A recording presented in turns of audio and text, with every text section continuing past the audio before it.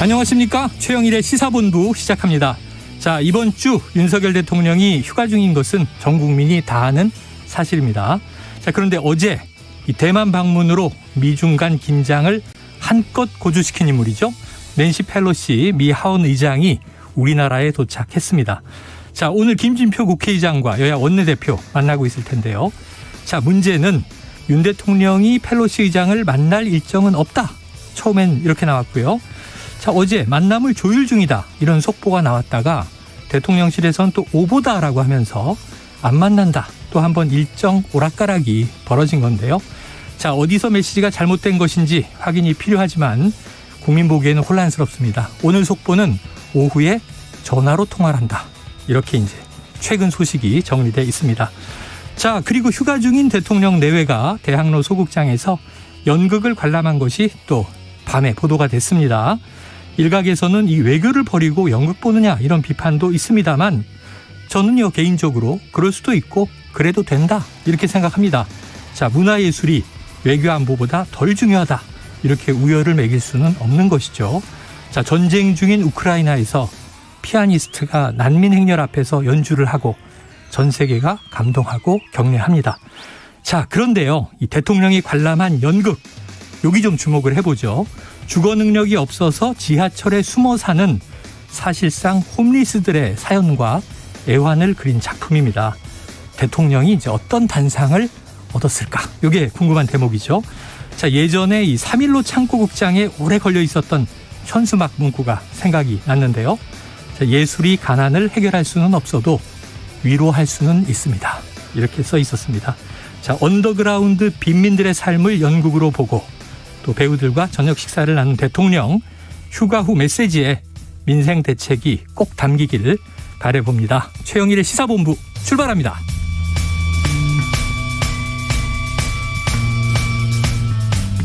네, 1부에는요 오늘의 핵심 뉴스를 한입에 정리해드리는 한입뉴스 기다리고 있고요. 2부 10분 인터뷰, 자, 박용진 더불어민주당 당대표 후보를 연결해서 본경선 전략과 각오를 들어보겠습니다. 자, 이어서 각설하고 시즌2 경제본부가 준비되어 있습니다. 한 입에 쏙 들어가는 뉴스와 찰떡궁합, 디저트송이죠. 이 신청 매일 기다리고 있으니까요. 오늘 뉴스에 어울리는 노래가 떠오르시면 문자 샵 9730으로 바로바로 보내주시기 바랍니다. 자, 오늘의 디저트송 선정되신 분께는요. 치킨 쿠폰 보내드리고 있고요. 많은 참여 부탁드리면서 짧은 문자 50원, 긴 문자는 100원입니다.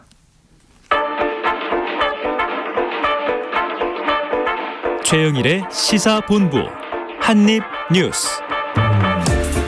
네, 오늘은 오창석 평론가와 박정호 오마이뉴스 기자가 한입뉴스를 준비하고 있습니다. 두 분 어서 오세요. 안녕하십니까. 제가 궁금한 건 이거예요. 자, 애초에 안 만나기로 돼 있었던 것이다. 이게 원래 계획이었던 것 같고 또 뭐 일각에서 좀 시끌시끌하니까 그럼 만나나 하고 조율 중이라는 얘기가 나왔는데 그거 오보다. 대통령이 휴가 중에 미국 하원 의장을 만나는 것은 적절치 않다. 이렇게까지 얘기를 했어요. 그런데 이제 오늘 오전 속보는 오후에 전화로 통화한다. 근데 두 분 다 서울에 있으니 한 20분만 달리면 한 30분 이렇게 티타임 할 수 있잖아요. 네. 왜 굳이 이걸 원격으로 할까요?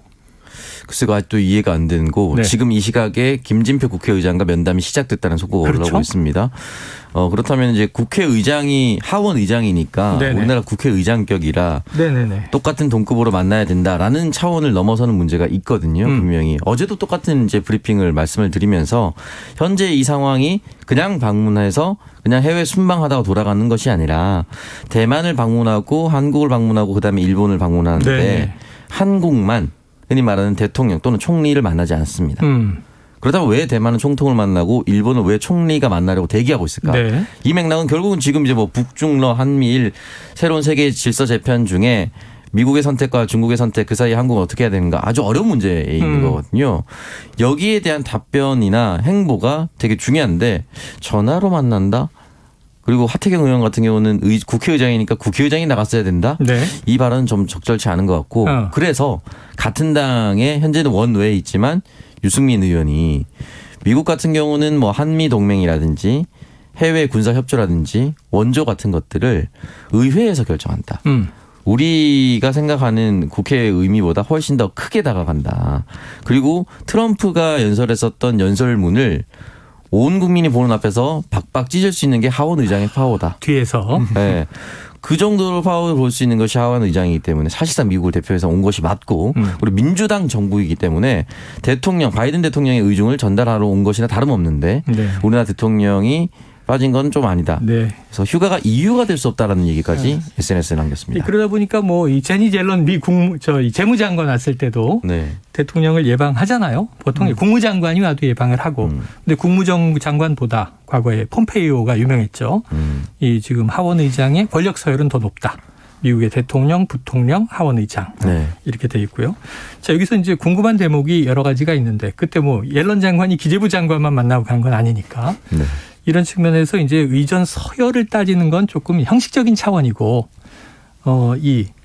이런 얘기가 있었어요. 보도를 보니까 이거 이제 박 기자님한테 팩트 체크하는 건데, 자, 우리 대통령실은 의전을 전달했는데 미국 측에서 거절했다. 이 보도는 사실입니까? 그러니까 대통령실에서 이렇게 얘기를 하고 있어요. 네네. 그래서 우리는 뭐 신경을 쓰려고 했지만은 어쩔 수 없었다 이런 취지의 얘기를 좀 하고 네네. 있는데 펠로시 의장이 거절했다. 네, 거절했다는 게 지금 대통령실 쪽의 얘기예요. 의전을 거절하는 것은 좀 특이한 일 아닌가요? 그러니까 뭐 밤 늦게 이제 도착하는 상황도 있고 그다음에 계속해서 일정이 오늘도 어제 이제 도착해서 호텔에 도착했을 때도 사실 정문이 아니고 후문으로 들어가는 모습 보였거든요. 네네. 그러니까 이 의전이나 아니면 어떤 보도나 이런 것들을 좀 뭐 최소화시키는 그런 차원의 행보가 있지 않았냐 이런 얘기도 있고. 근데 한편에서는 보도에 따르면은 좀 이 낸시 펠로시 의장 측에서 네. 좀 불쾌한 감정을 아무도 드러냈다. 나오지 않아서 불쾌했다. 네. 이런 보도도 있으니까 그런 보도도 엇갈리잖아요. 있어요. 네. 그러니까 이거는 그 대통령실이 조율한 그 라인에서는 아마 이게 얘기가 됐다. 대통령실 얘기를 들어보면 됐지만은 또 실질적으로 실무하는 쪽에서는 뭔가 불쾌한 감정을 느꼈을 수 있다. 네. 이렇게 좀 해석할 수가 있겠는데 뭐 이거는 팩트 체크를 더 이제 해봐야 되는 그런 문제고 보도에 따르면 엇갈리는 부분이 있어요. 결국 오늘 만나지 않고 이게 전화 통화하는 이런 부분들 이것도 여러 가지 해석이 나올 수가 있는데 대통령이 휴가 중이기 때문에 휴가 중인 상황에서 그 휴가라는 것을 깨고 나와서 만나는 게 맞는 것이냐 전화 통화로 하는 게 적절한 게 아니냐 이런 얘기도 있고 네. 또 한편에서는 미중 간의 갈등이 계속되는 가운데 이 휴가 기간에 만나서 우리 대통령이 하원 의장과 함께하는 모습을 보여주는 게 우리 한국과 중국과의 관계에 있어서는 또 안 좋게 작용할 수 있을 거다. 네네. 그래서 오히려 잘했다.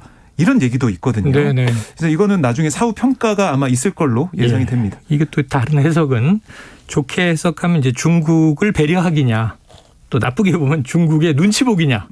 그동안 이 사실 전임 정권 비판할 때 중국 눈치 보기 얘기가 많이 나왔었잖아요. 네. 심지어 친중 정권 뭐 이런 네. 표현도 나왔었고 또 그다음에 지금 대통령실에 재직하는 행정관 한 분이 유튜브에서 얘기하기를 지금 이게 중국 공산당이 국정농단의 배후다. 이런 얘기도 했다는 거 아니에요. 네. 근데 그럼 윤석열 정부는 그런 부분은 좀 상당히 좀 주의할 것 같은데. 주의를 맥락이 하려고 있을까요? 했으면 대선 기간 동안에 그렇게 공격을 하지 말았어야 된다라는 생각이 들고 윤희석 전 국민의힘 대변인도 방송에 네네. 나와서 실제로 우리 측 인사는 안 나간 게 맞고 외교라는 게 의전이 차지하는 비중이 절대적인데 방문하는 국가에서 공식적으로 아무도 안 나온 것이 라면 결례가 맞다라고 얘기를 했습니다. 네. 그러니까 당내에서 비판이 더 많고 중국을 눈치를 본다 안 본다? 만약에 본다라고 판단을 내렸다면 애초에 대통령이 만난다 안 만난다는 혼선이 없었어야 됩니다. 네, 그렇죠. 그렇죠. 그러니까 처음부터 메시지가 단일하게 휴가라는 핑계로 일부러 사실은 발을 뺄 수도 있어요. 우리나라 같은 경우는 미국과 중국 사이에 슈퍼 강대국 사이에 있기 때문에 우리나라가 아무리 세계 10위권 정도의 국력을 가지고 있다 하더라도 1, 2위 사이에 있으면 네. 어느 정도 눈치를 보는 게 현실입니다. 좋은 전략일 수도 있었는데 네, 근데 그게 전략처럼 보이지 않았던 것이 혼선이 야기된 게. 만난다 안 만난다. 이것이 그래요. 왔다 갔다 하는 것이 조금. 알겠습니다. 네. 유승민 전 의원 등 만났어야 한다. 이런 얘기가 이제 여권 내에서도 많이 나오는데 자 어쨌든 국회의장과 지금 회동하고 있고 여야 원내대표도 참석했다고 하고 네. 그럼 뭔가 이제 의원 외교를 포함해서 한미 관계 논의가 분명히 있을 텐데 또 대만 찍고 왔으니까 중국 관련 이제 의견도 나누지 않겠습니까? 그렇습니다. 그럼 회동 끝나면 뭐 이렇게 기자회견이나 네. 성명문이 나옵니까? 그렇습니다. 네. 이 두 의장이 이 언론을 만날 예정이고요. 그 이후에 같이 오찬한 다음에 네. 오후에는 판문점 공동경비구역 JSA를 찾아가요. 아, 그래요. 그래서 이것도 이제 눈길을 끄는 게 북한을 향한 어떤 대북 메시지가 나오지 않을까. 그렇겠네요. 강경한 내용이 나오게 된다면 또 이 남북 간의 긴장 관계나 아니면 미국과 북한과의 관계가 더 어떻게 보면 긴장이 고조되는 게 아니냐 네네. 이런 관측도 나오고 있습니다. 그래요. 한미동맹 뭐 지금 또 군사 연합훈련도 뭐 재개하고 네. 지금 미국 대통령이 오면 판문점을 꼭 찍었는데 이 바이든 대통령 왔을 때는 평택을 갔어요. 반도체 공장을. 판문점은 안 갔어요. 네. 근데 이제 하원 의장은 또 판문점을 가는군요. 그렇습니다. 또 이제 이 하원 의장 같은 경우는 대만에선 TSMC 네. 방문을 가고 아, 그러네요. 그러니까 반도체에 대한 확고한 중요성을 강조하는 모습이 있는 것 같습니다. 네. 자, 지금 이제 펠로시 의장은 대만을 떠났고 우리나라에 도착해 있습니다. 일정 시작됐고요. 그런데 이제 대만을 가느냐 마느냐부터 이 중국의 뭐 엄청난 압박, 위협 이런 게 쏟아졌는데 그 여지는 사라지지 않았다. 펠로시는 대만을 떠났지만 지금 중국은 대만 봉쇄 실사격 훈련을 오늘 개시한다.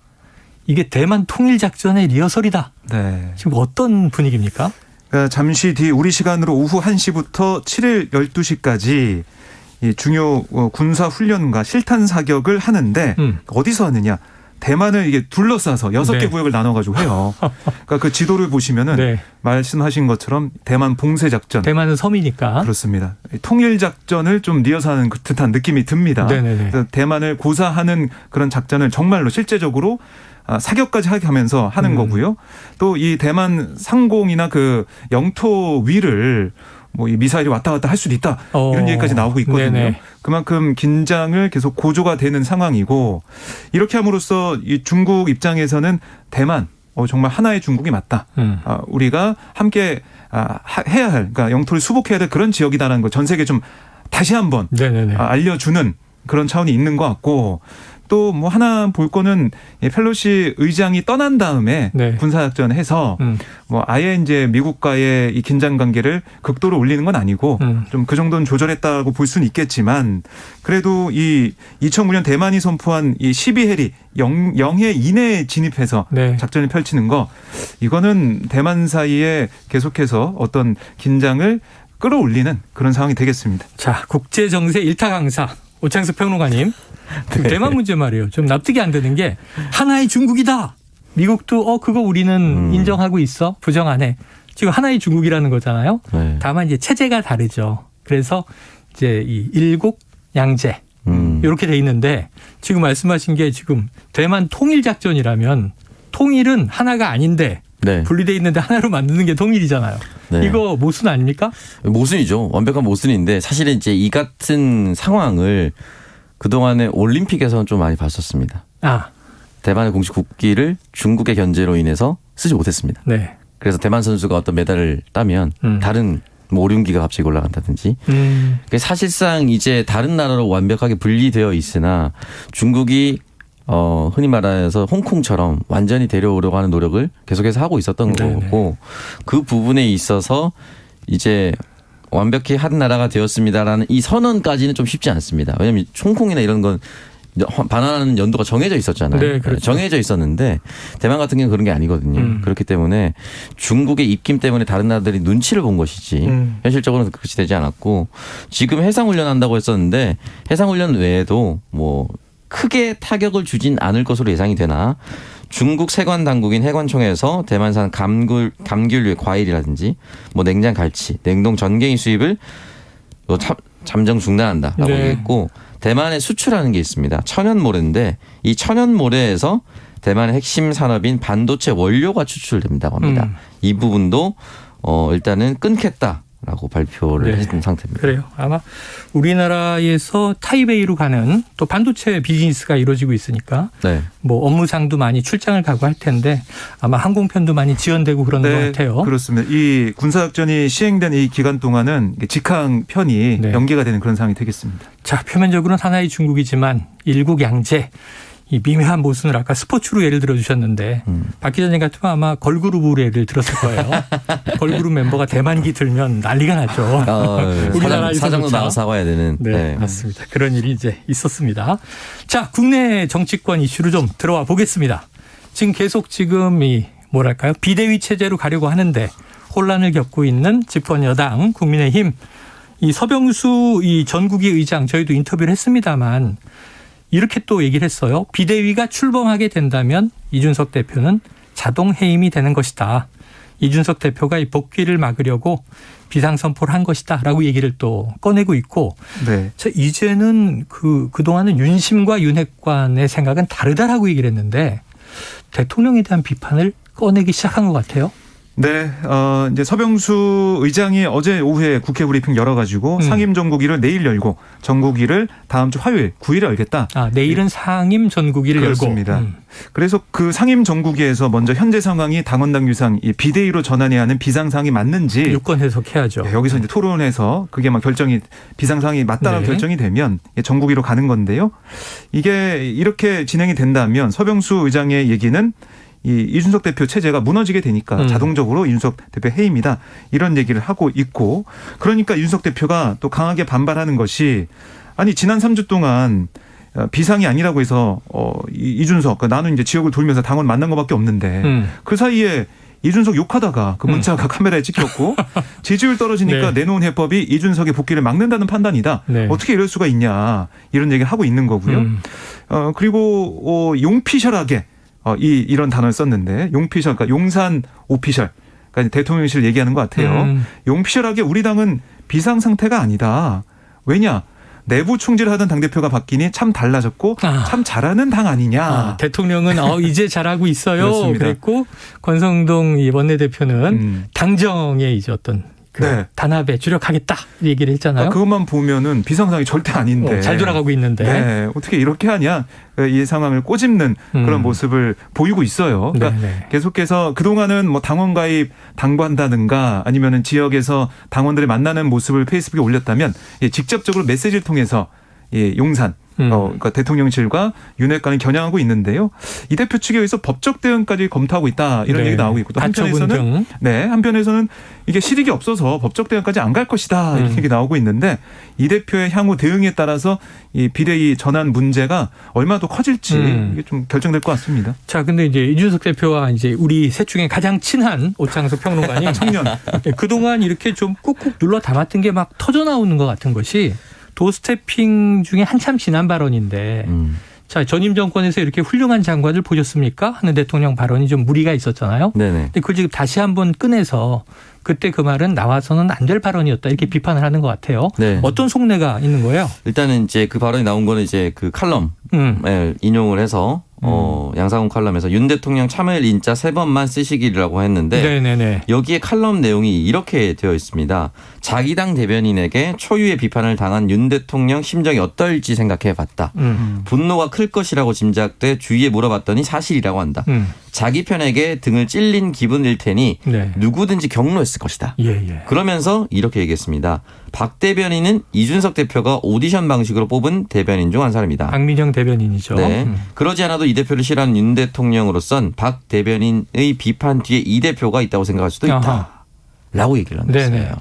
그러니까 결과적으로는 이제 이 지금 모든 것이 돌아가는 상황이 모든 사람들이 할 수 있는 말을 아무도 못하게 된 상황. 박민영 대변인 할 수 있는 말인데 그걸 지금 같이 대통령 등에 칼을 찔렀다라고 얘기하고 아직까지도 정신을 못 차린 칼럼들이 나온다고 생각을 하니까 이준석 대표 입장에서는 이게 남아있는 한 줌의 뭐 양심도 나를 지켜주지 않는구나 라는 생각할 수밖에 없고 실제로 당원 정지가 됐을 때도 자맹을 하면서 당원 가입을 유도하면서 계속 이어나가려는 의지를 보였었는데 지금 당장 다음 주에 비대위를 체제로 되면 이제 돌아올 수가 없거든요. 그렇죠.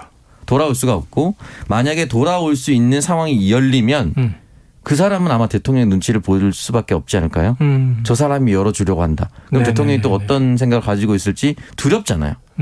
워낙 정권 초기이다 보니까. 그런 면에서 이준석 대표는 아마 다음 주 전까지가 자신이 지금 당원권 정지된 당대표의 신분이 마지막이라고 생각을 하고 있을 겁니다. 두렵다. 그 두려움을 극복해야 애국을 하는 거예요. 쓴소리하고 할 말하고. 명량에 나오는 대사예요. 사실 영화 모든 명량에. 선거 앞에서 네. 모든 대통령 앞에서 위증, 뭐 네. 정관정요 이런 얘기가 계속 나오는 게 괜히 나오는 게 아닙니다. 근데 여기 두 분은 저를 전혀 두려워하지 않아서 뭐 매일 듣고 있어요. 다니면서 제 욕한다는 얘기를. 제가 하루에 2번쯤 참을인자를 쓰는데 자 대통령께서도 참을인자를 한 3번 정도 쓰셔야 한다. 이런 이제 칼럼까지 나왔습니다.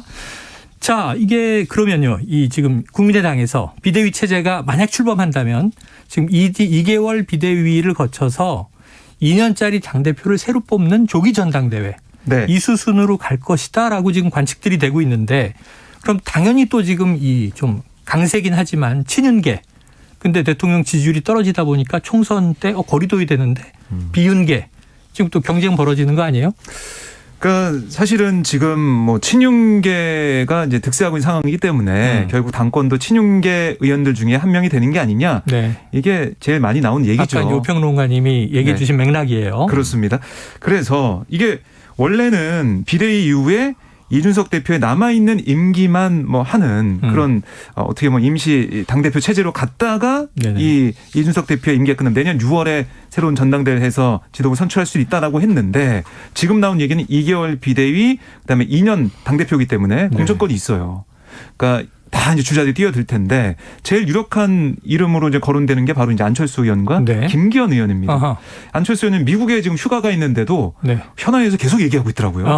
그러니까 항상 이 정치 여기에 이제 생각을 좀 하고 있다. 휴가 네네네네. 중에도 생각할 수 있고 김기현 의원도 방송 인터뷰나 이걸 통해서 빨리 새로운 리더십 해야 된다 얘기하고 있기 때문에 당권에 대한 그런 가능성을 계속 보여주고 있거든요.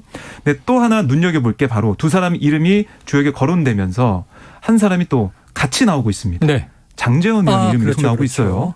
이른바 간장연대, 간장연대. 김장연대. 김장연대. 네, 항상 이 뒤에 장이 있습니다. 최근에 또 이 정진석 의원과 함께 김종인 의원 전 위원장도 만났고요. 네. 정장이었네요. 정장연대도 있고. 아유, 다 장이 다 다 말이 있습니다. 되네. 네. 장치가 좋네요. 네.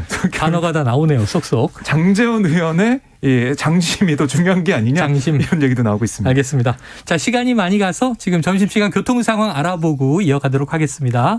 자, 교통정보센터의 이현 리포터 나와주세요. 네, 많이 더우시죠? 작은 일에도 쉽게 짜증날 수 있는 날씨니까요. 마음의 여유를 가지고 안전하게 운행하시면 좋겠습니다. 고속도로 오늘도 휴가지로 오가는 차량이 많습니다. 여기에 사고와 작업 여파가 더해진 곳들도 있는데요. 경부고속도로 부산 쪽으로는 옥천 1터널에서 사고가 발생했고요. 정체되고 있습니다. 서울 쪽으로는 영동 부근과 북천안 부근에서 각각 작업을 하고 있는데 특히 북천안 부근 작업 때문에 7km 구간에서 많이 밀리고 있습니다. 당진 대전고속도로 당진 방향 공주 분기점 부근에서 작업하고 있고요. 4km 구간 꽉 막혀 있습니다. 서해안고속도로 서울 쪽으로는 춘장대 부근 지나기 답답하실 텐데요. 역시 작업 때문이고요. 서울시내 올림픽대로 하남 쪽으로는 한강대교 부근 4차로에 고장난 차가 발생하면서 여의 하류부터 많이 밀리고 있습니다. KBS 교통정보센터였습니다.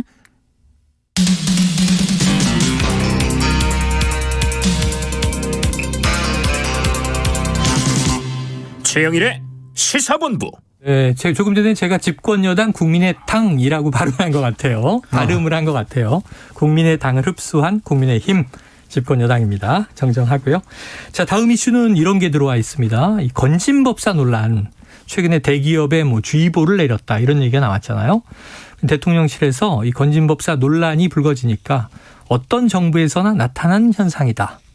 자, 누가 어떻게 얘기한 거예요? 네, 오늘 강승규 대통령실 시민사회 수석이 라디오 인터뷰에서 한 네네. 얘기인데요. 그러니까 이 건진법사의 이권 개입 의혹 여기에 대해서 이거는 어떤 정부든 어떤 선거에서 나타나는 현상이다. 그러니까 이게 뭐 중요한 게 아니라 앞으로 실질적인 문제가 어떤 게 있고 또 그게 어떤 결과를 가져왔는지 네네. 또 그런 위험성이 있는지 이런 것들을 파악해서 거기에 따라 처리가 될 거다. 그러니까 이런 의혹 수준에서 여기에서 이거를 논란을 키울 필요가 없다라고 해석이 되는 상황이고요. 또 하나 얘기한 게 김건희 여사 관련된 업체가 네. 수의계약으로 이제 관저공사 수주했다. 여기에 대해서도 보도 이건 나왔죠. 프레임 공격이다라고 맞받아쳤는데요. 문제가 없다. 네, 그러니까 관저나 또 지난번 나왔던 사적 채용 이런 부분들 네네. 이건 대통령실의 특수성과 보안, 국정 철학 등과 함께 맞물려서 가는 거기 때문에 네. 이거 한 측면만 보고 이것이 사적 채용이다, 뭐 사적인 인연 때문에 그런 것이다 이런 것은 프레임 공격이다. 하고 반박을 하고 있습니다. 그래요. 자, 오평론가님, 이게 좀 요즘 논란이 커질 듯한 사안들인데 이 시민사회 수석의 네. 이 발언이 조금 뭐 의혹 해소에 도움이 되겠습니까? 전혀 도움이 안 되고 있죠. 네. 그러니까 사실은 이제 대통령이나 또는 대통령 측근들로부터 나오는 의혹들이 있으면은 그 부분에 대해서 상쇄시키는 게 이제 역할들이 대변인, 네네. 대통령 집무실 대변인 또는 뭐 시민사회 수석 뭐 이런 건데 지금은 의혹을 더 키우고 있어요. 네. 아무렇지도 않다라는 식으로 지금 해명이 된 거거든요. 전혀 문제 아니다. 네, 그런 식으로 이제 해석을 할 수밖에 없는 상황인데 지금 딱 5, 6년 전에 탄핵 분위기가 있었던 이유는 대통령 옆에 네. 권력을 위임받지 않은 자가 국정에 개입했다. 공직이 아닌 사인이. 네.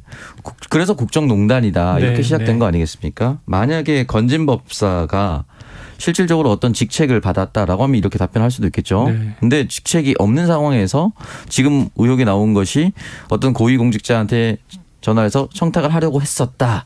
라는 의혹. 그리고 심지어 총선이 아직 엄청 남았는데 총선에 관련된 내용도 하고 돌아다닌다더라. 뭐 이런 얘기 뭐 기사가 공천 얘기가 있었죠. 네, 기사가 나온다라고 한다면 그것이 팩트로 확인을 시켜주거나 네. 아니라는 것을 확인시켜주거나 또는 반대로 그러한 일은 없다. 공당이 한 사람에게 좌지우지되지 않는다. 또는 용사는 그렇게 좌지우지된다고 확실히 선을 그어줘야 되거든요. 네네.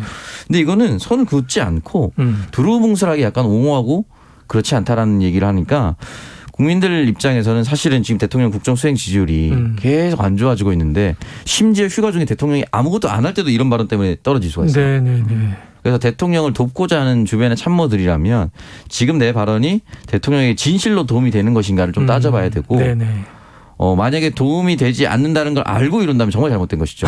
그러면 내부의 적이죠. 정말 잘못된 네. 거죠. 왜냐하면 제가 이 말씀을 드리는 이유가 국민의 눈치보다는 대통령의 눈치를 더 많이 보고 있는 건 아닌가라는 의심이 네, 좀 들어서 이 부분에 대해서는 제 우려가 아니었으면 좋겠습니다. 그래요. 앞으로 좀 국민들 공감대에 잘 맞는 이 수준의 해석 또는 해명 이런 게 나와야 이제 프레임이냐 아니냐 이건 요즘 국민들이 다 잘 판단하기 때문에 정치권 누구도 이거 프레임입니다 하는 거는 방어 수단은 되지만 이게 프레임으로 작동할지 안 할지 프레임으로 인식되는지 아닌지 이건 뭐 국민 여론이 다 판단하고 있죠. 자, 조응천 이 민주당 의원은 대통령실에서는 건진법사를 조사하지 못한다. 그러니 특감을 빨리 구성해야 한다. 이런 이제 의견을 냈는데 네. 조응천 의원이 이제 박근혜 정부 때 공직기관 비서관이었던 그렇습니다. 거잖아요. 예. 그래서 이런 해석도 좀 주목을 해볼 필요가 있겠네요. 그리고 이제 관저 공사 의혹 관련해서는 네. 민주당에서는 이 국정조사를 추진하겠다 네, 이렇게 네. 오늘 얘기를 했어요. 국조 추진. 네, 그래서 이 의혹이 불거져 있는데 정확한 진실을 국민들이 알고 싶을 거다. 네. 이거는 국회에서 조사할 수밖에 없다. 이런 얘기를 하고 있습니다. 그래요. 10월 정기국회 때 국정감사가 오는데 지금 여름 임시국회에서 과연 국정조사가 이루어질 것인가. 이것도 이제 또 여당이 합의를 해줘야 되기 때문에 쉽진 않고 여당, 야당 모두 다 지금 전대를 향해 달리고 있는 상황이잖아요. 네. 아직 이제 여당은 날짜는 정해지지 않았습니다만 비대위가 우선이고요. 자, 지켜보도록 하고요. 자, 경찰 이 지금 뭐 당대표 후보로 유력하죠. 이재명 후보, 이재명 의원의 이제 배우자 김혜경 씨의 법인카드 유용 의혹. 이게 이제 경기도지사 시절인데 핵심 피의자인 배 씨를 소환을 했군요. 네, 어제 오전에 소환 조사를 했습니다. 근데 이게 첫 소환이에요? 이게 이제 피의자 신분은 아마 첫 소환된 걸로 제가 지금 알고 있는데. 참고인이 최근에 사망한 것이고. 네, 그렇습니다. 이 배 씨 아는 사람이 네네네. 참고인 사망을 했고, 그래서 이 경기도지사로 이재명 의원이 재직할 당시에 경기도청 총무과 별정실 5급 직원으로 배 씨가 일을 했었습니다. 그랬죠. 그런데 이 김 씨를 상대로 제기된 김혜영 씨 상대로 제기된 경기도 법인카드 사적 유용 불법 처방전 발급 같은 각종 의혹의 중심에 있다라고 볼 수가 있겠는데요. 이게 김혜경 씨의 지시를 받아서 이렇게 뭐 유용 의혹이 불거져 있는 카드 사용을 한 거냐, 아니면 어떤 역할을 했느냐, 자의로 한 이런 것이냐. 얘기를 뭐 조사를 한 걸로 보이고요. 그다음에 오늘은 이 배 씨에게 지시를 받아가지고 이 음식을 사고 뭐 이런 일을 했던 A 씨가 또 오늘 경찰에서 조사를 받았어요. 또 다른 인물. 그렇습니다. 그러니까 공익 신고인으로 지금 돼 있거든요. 아, 네네네. 그래서 이분은 또 9급인가 7급인가 그렇죠? 네, 그래서 공무원으로 일을 했었고 핵심 인물로 꼽히고 있기 때문에 어제 이 배모 씨를 조사하고 오늘 이 A 씨를 조사한 다음에 결국에는 이 김혜경 씨 조사도 네. 곧 이어지지 않겠냐 이런 관측이 나오고 있습니다. 자, 그런데 이 와중에 이제 숨진 참고인에 대해서 이재명 후보가 이제 공격을 많이 받고 있어요. 그러니까 나는 모르는 사람이다, 이제 알지 못하는 사람이다 이런 답변을 했는데 또 다른 기사는 아니 운전기사였는데 수행 운전기사였는데 어떻게 모를 수가 있느냐. 여기 팩트 논란이 있는 것 같아요. 오평론가님 좀 정리가 돼 있습니까? 이제 JTBC가 이제 보도를 해서 처음에 이제 이 사람이 운전기사로 일을 했다라고 했고 곧바로 그 기사가 나오자마자 보도가 되자마자 이재명 의원 측에서는 모른다. 그리고 다른 사람이 김혜경 씨의 운전을 담당했다라고 했다가 다시 또 JTBC가 바꿨어요? 재반박으로 회계 장부를 봤더니 그 사람에게 그 급여가 지급된 것을 확인했다까지 지금 현재 상황입니다. 네네네.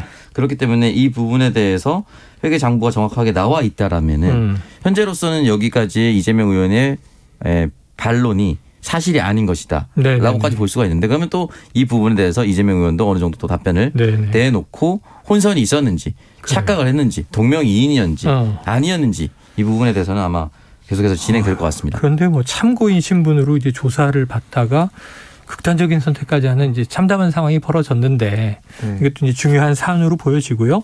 뭐 단 몇 달만 수행 운전기사를 했더라도 그래도 모를 수는 없는 거니까. 그럼 이제 알지 못하는 사람이다. 이것도 이제 문제가 있겠죠. 자, 이 배우자가 탄 앞쪽에서 선행 운전을 한 것이다라는 입장문이 나왔어요. 그러니까 배우자의 차가 아니라 배우자 차를 앞에서 뭐 혹은 경호하거나 가이드하는 차량의 운전 기사였다라는 얘기잖아요. 그렇습니다. 이게 알았는지 몰랐는지에 대해서 그 기간 대비로 또 좀 묘하게 돌아가네요, 일이. 동승 차량이냐 아니냐가 일단 중요할 것 같고 네. 선행 차량이면 사실 모를 수는 있습니다. 네네. 앞에 있는 차 왜냐하면 이제 워낙 대선 큰 기간이나 네. 뭐 아니면 도지사급이면은 한두 대로 움직이지 않을 수도 있거든요. 네네. 그렇기 때문에 이 부분에 대해서는 글쎄 저는 보통 언론사가 이러한 의혹 보도를 하면은 후속 보도를 미리 다 준비해 놓고 있습니다. 그렇죠.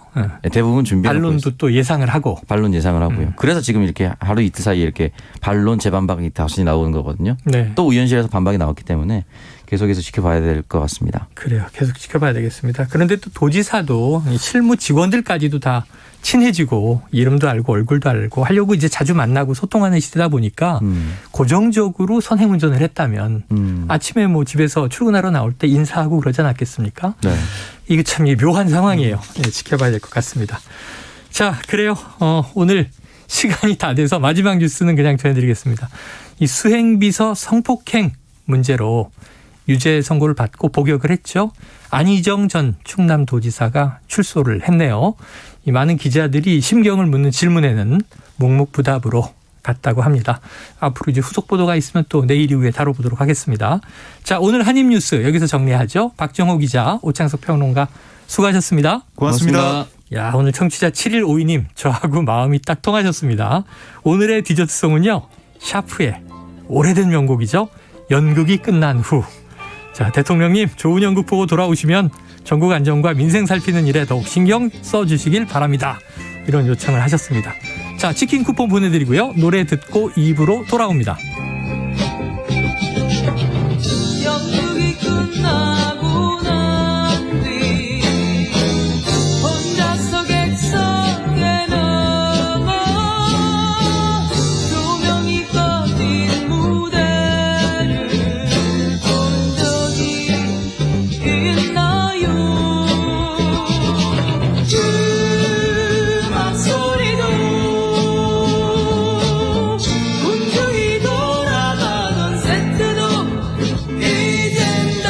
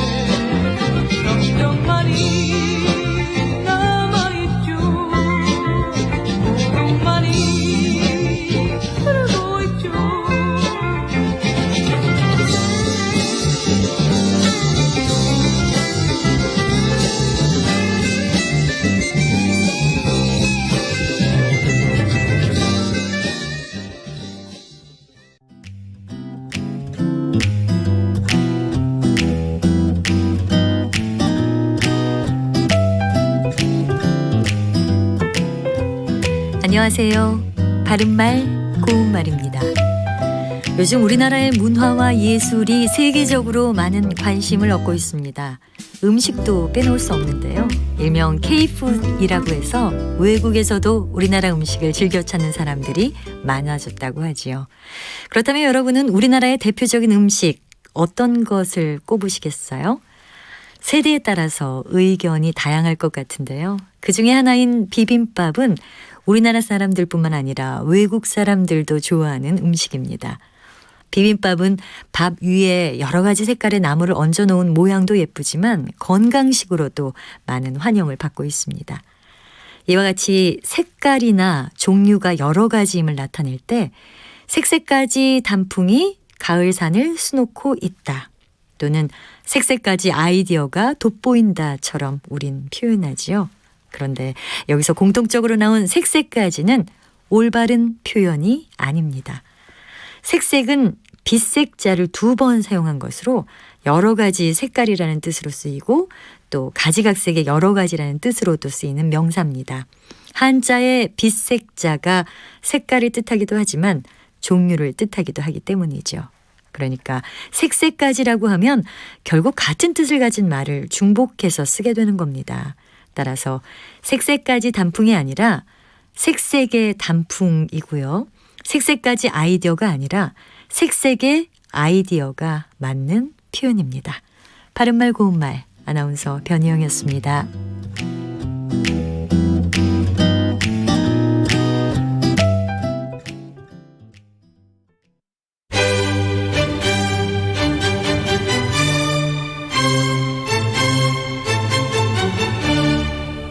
여유로운 저녁 시간, 고품격 시사토론과 함께하세요.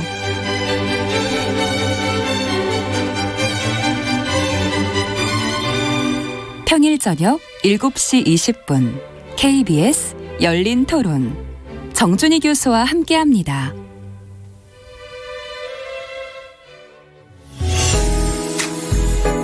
역사, 예조판서 그다음에 좌천성을 지낸 유근이라는 분, 이분이 경제, 달러가 좀 전 세계적으로 좀 귀해졌습니다. 음악까지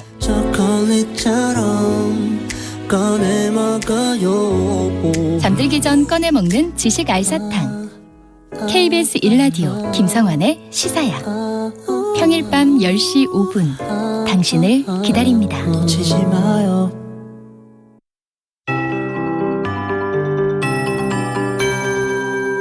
KBS 58분 날씨. 오늘 어제보다 날이 더 덥습니다. 대부분 지역에 소나기 예보도 있어서 나가실 때 작은 우산도 챙기시는 편이 좋겠는데요. 전국적으로 폭염특보가 내려져 있습니다. 서울과 인천, 경기 북부에도 다시 폭염주의보가 내려졌고요. 폭염경보도 이미 남부 많은 지역에 발효 중인 가운데 강릉, 청주 등 내륙 곳곳으로 확대했습니다. 포항은 벌써 34도까지 올랐습니다. 오늘 한낮에 서울과 부산이 32도, 대전, 광주 33도, 춘천, 제주 34도, 대구는 무려 37도 안팎까지 오르겠고요. 자외선이 강하게 내리쬐겠습니다. 경기 남부와 충남, 경상권은 오존 농도도 높겠습니다. 이 열기가 밤에도 식지 못해 대부분 지역에 열대야가 나타나겠습니다. 서울엔 무려 9일째 열대야가 이어진 만큼 밤낮으로 건강관리 잘 해주셔야겠습니다. 늦은 오후까지 전국 대부분에 소나기 가능성이 있습니다. 대부분 5에서 40mm, 전남은 최대 60mm까지 내릴 수 있겠고요. 시간당 20에서 30mm로 짧은 시간 강하게 쏟아지는 곳도 있겠습니다. 내일과 모레도 전국 대부분에 한때 소나기가 지나겠고요. 토요일 새벽부터 아침 사이 중부와 전라권엔 가끔 비가 오는 곳이 있겠습니다. 지금 서울의 기온은 31.6도, 습도는 66%입니다. KBS 58분 날씨 박다효입니다.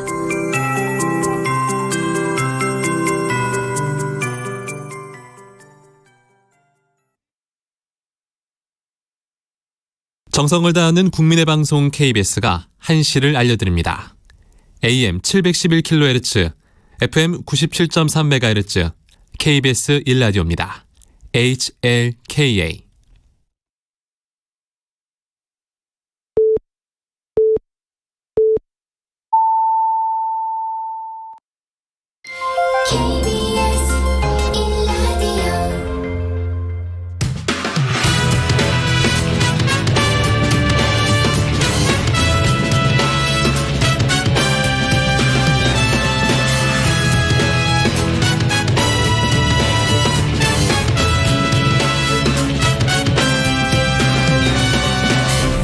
KBS 1라디오 최영일의 시사본부.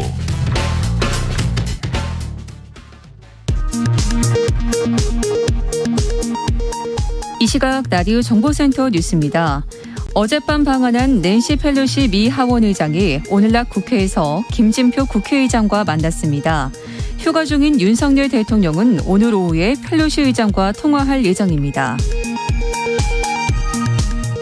더불어민주당 우상호 비상대책위원장은 윤석열 대통령이 낸시 펠로시 미국 하원의장을 만나지 않은 데 대해 만나면 좋지만 안 만났다고 한미동맹 균열이 난 것처럼 접근할 필요는 없다고 밝혔습니다. 낸시 펠로시 미국 하원의장의 타이완 방문에 반발한 중국이 타이완 주변에서 군사훈련을 예고하면서 국내 항공사들의 운항 차질이 불가피해졌습니다. 윤석열 대통령 부인 김건희 여사와 대화한 이른바 7시간 통화 녹취록을 방송사의 제보에 고발당한 서울의 소리 이명수 기자가 오늘 서울경찰청 반부패 공공범죄 수사대에 출석해 조사를 받고 있습니다. 지금까지 라디오 정보센터 뉴스 정한나였습니다.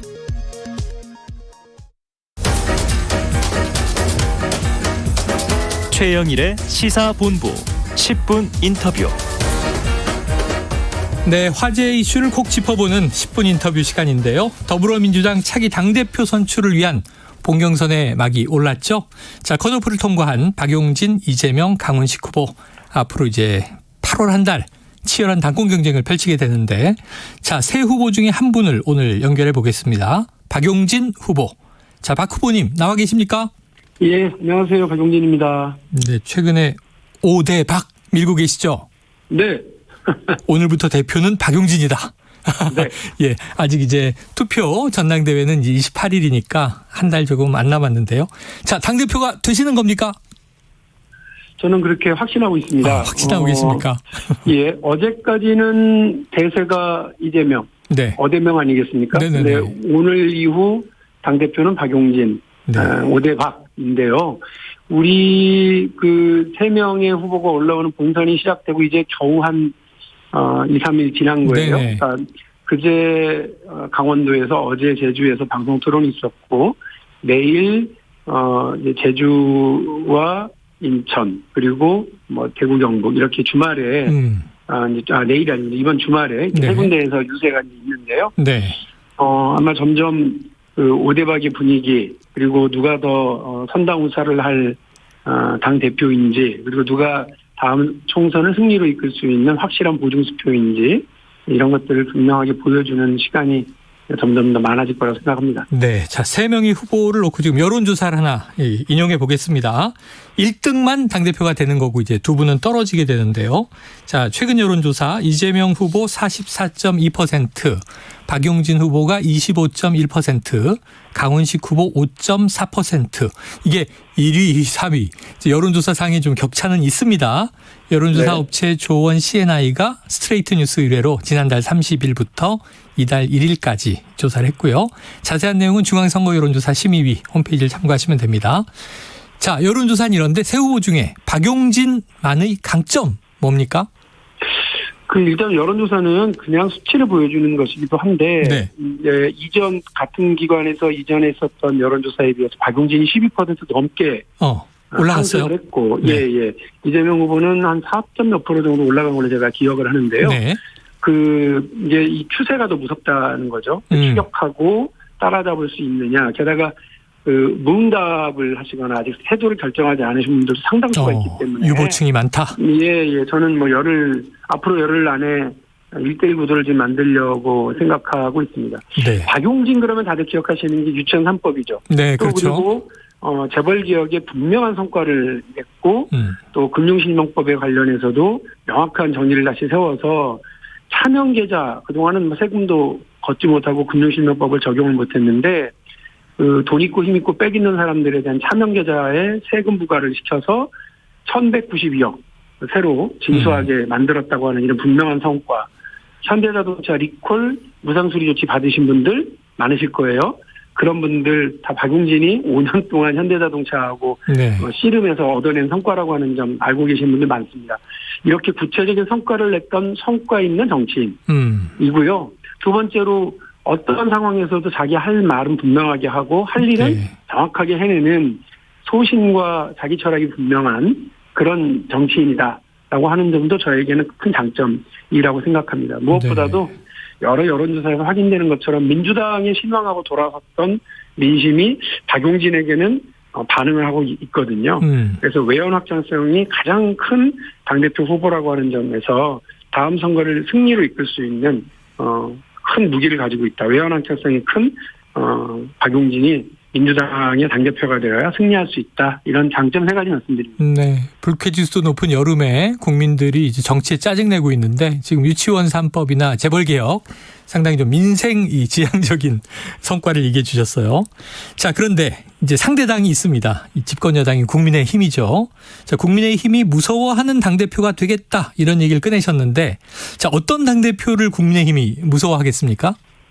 아까 말씀드렸던 외연 확장성, 다시 말해서 중도층 혹은 보수층에서도 민주당을 지지하게끔 만들 수 있는 사람이 박용진입니다. 네. 떠났던 민심을 다시 돌려 세울 수 있는 그런 박용진이 국민의힘이 가장 무서워하는 거고요. 국민의힘은 지금 이낙땡이라는 거 아닙니까? 네. 이재명 후보가 당대표 되면 땡큐. 나오면 땡큐. 예, 뭐 그렇게 기다리고 있는 국민의힘이 손꼽아 기다리고 있는 당대표를 우리가 뽑을 것이냐, 네. 아니면 국민의힘이 두려워하는 당대표를 뽑을 것이냐를 놓고 우리 당원들과 지지자들, 국민들께서 전략적 선택을 해주셔야 돼요. 지금은 대통령 선거 후보였기 때문에 또 이재명 그 후보가 가지고 있는 인지도나 이런 것들이 거의 압도적인 상황이긴 합니다만 두 번의 선거에서 패배를 했고 또 거기에 대한 책임이 상당히 큰 이재명 후보가 단지 안방 대세론에 근거해서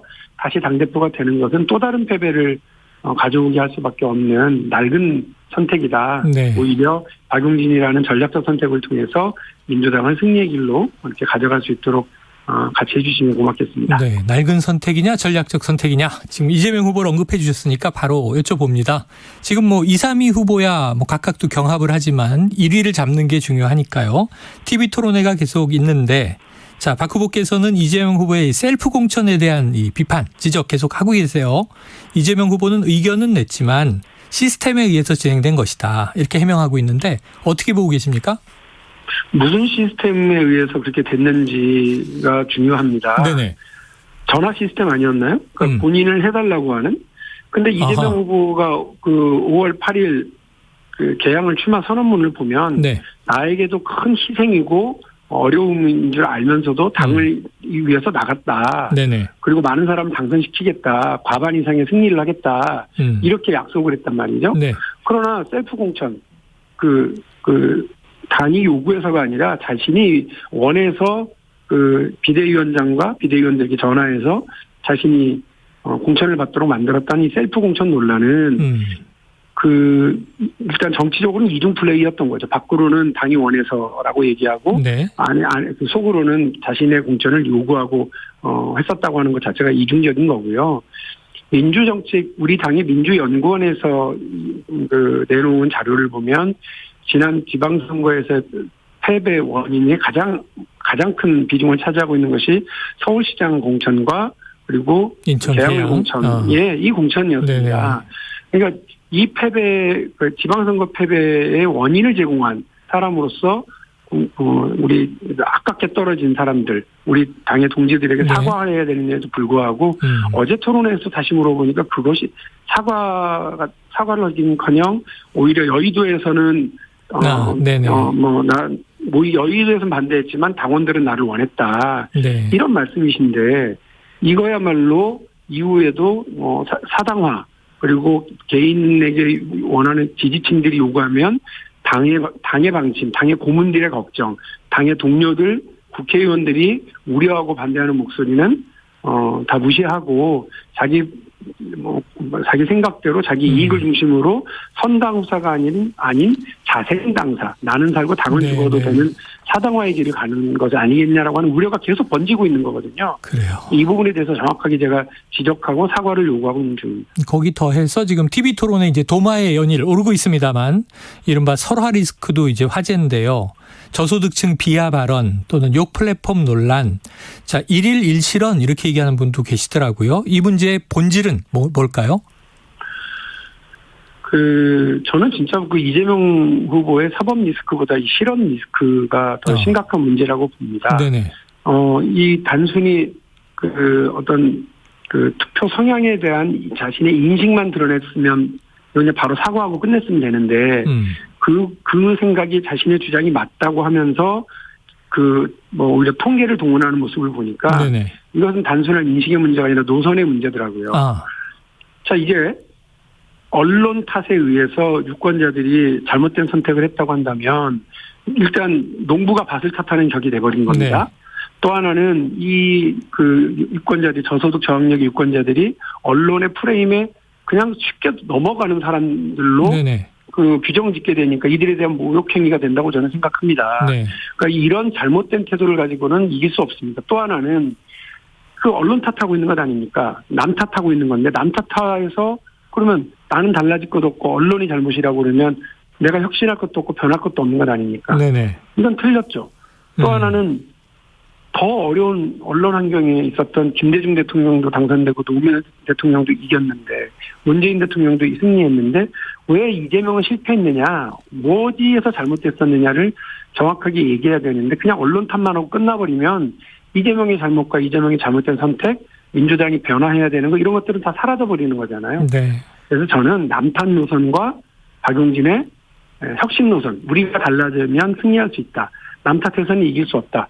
이 노선 차이가 분명한 전당대회가 될 것이라고 저는 생각합니다. 네, 인식인 줄 알았더니 노선이었다. 남탓 노선이다. 이게 이제 대비되는 것이다. 자, 그런데 아까 말씀드린 대로 이제 1등을 잡으려면 이제 2, 3위가 연대하는 전략이 보통 있죠. 단일화인데요. 단일화 제안 적극적으로 하셨습니다만 강훈식 후보도 저희가 일전에 인터뷰를 했는데 자신을 알릴 기회를 좀 가져야 한다. 비전과 가치가 공유되면 단일화할 수도 있지만 정치공학적인 단일화는 반대다. 이런 얘기를 했어요. 협의는 이어지고 있나요?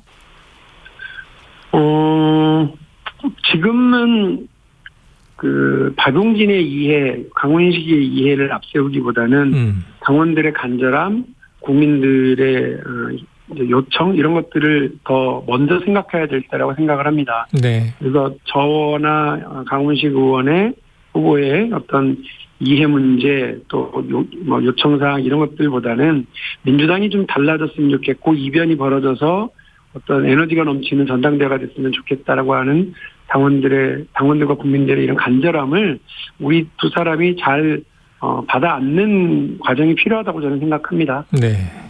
그런 과정이 필요하다.